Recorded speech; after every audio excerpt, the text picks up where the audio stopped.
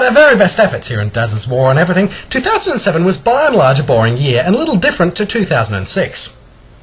We were still killing Arabs in places whose names we can't pronounce, the world was still allegedly getting hotter due to human-produced CO2, the democratic process continued to simply replace one twerpy politician with another, and celebrities proceeded to demonstrate that with great fame comes great drug habits.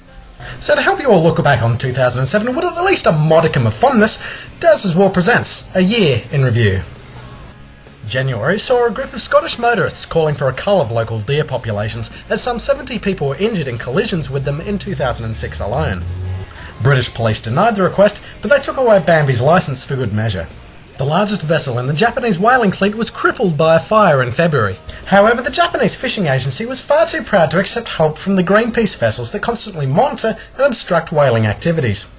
Instead, the whalers requested the kindest cooperation from the Australian and New Zealand governments, saying they don't accept help from, quote, environmental terrorists, unquote. Because burning to death is so much more pleasant than a pride injury. March was not a good month for the orangutans. A UN report revealed that at current rates of deforestation, the species will be by and large extinct in the next 5 years. But a walk down the street would suggest that orangutans have addressed this challenge by simply evolving into the species we now know as the ranga. And now you all know why we see the red bastards everywhere these days. Bloggers beware though. In April, an international group of web experts called for an international bloggers code of conduct.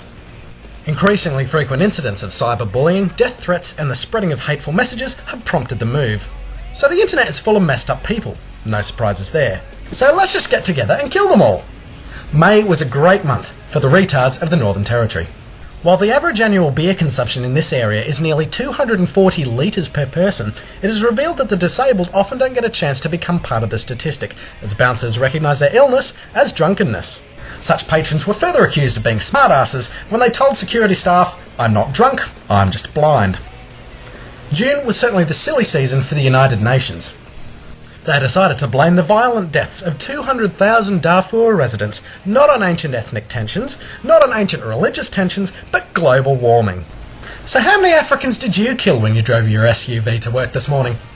July brought us some rather disturbing figures from the Brazilian city of Rio de Janeiro, where the local police had killed, in the 6 months preceding, 652 people. While this is allegedly the result of a crackdown on drug and kidnapping rings, this figure is almost double the body count of 375 that the NYPD accrued in all of 2006. I'm sure those New York coppers will try much harder this year. August indicated a growing trend that newborns are being given names sourced from science fiction. Favourite titles of such sources included Doctor Who, Buffy the Vampire Slayer, The Matrix and Star Trek. This is proof that against the odds, sci-fi geeks are occasionally capable of reproducing, irrespective of the schoolyard bullying to which they've sentenced their child. September was an interesting month for Italians. A 30% hike in the price of pasta prompted calls for a national boycott of their favourite dish. The effectiveness of the boycott is questionable though, since a concurrent survey showed that nearly half of Italian men and women would choose a plate of pasta over sex. Fair enough though, I mean it's much easier to enjoy your mother's pasta than well, you get the idea. Speaking of, October was a dark month for the New South Wales sex industry. Local councils were given the power to cut off the electricity, gas and water to illegal brothels. But is it really so hard to have illegal sex in the dark?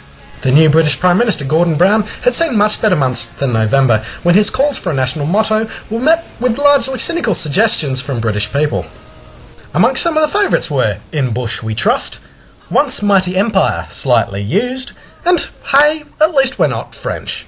The Netherlands delivered some shocking news in December, when Amsterdam pledged to clean up its iconic red light district.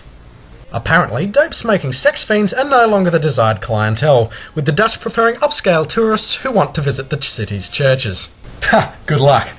So there you have it folks, 2007 in review. And now as we embark on 2008, we have 366 days worth of shenanigans ahead of us, just waiting to be reported, and Dazza's War will be there to ensure that it is. Take care out there.